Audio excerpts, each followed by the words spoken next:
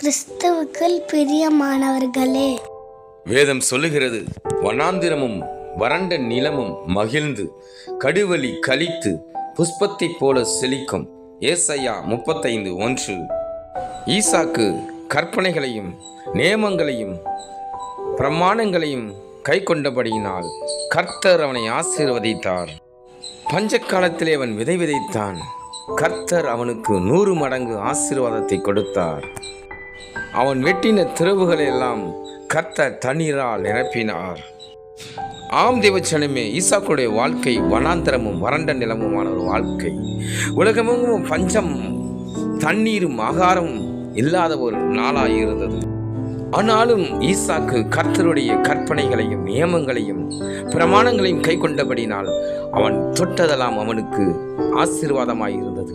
அவன் கையிட்டு செய்த வேலைகளெல்லாம் கர்த்தர் அவனை ஆசீர்வதித்தார். ஈசாக்கு வர வர விருத்தி அடைந்தான் என்று வேதம் சொல்லுகிறது.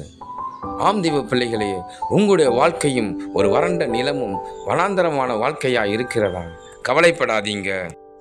நீங்களும் ஈசாக்கை போல கர்த்தருடைய கற்பனைகளை கை கொள்ளுங்கள். கர்த்தர் உங்களை புஷ்பத்தை போல் செழிக்கச் செய்வார். கர்த்தர் உங்களை ஆசீர்வதிப்பாராக. ஆமேன்.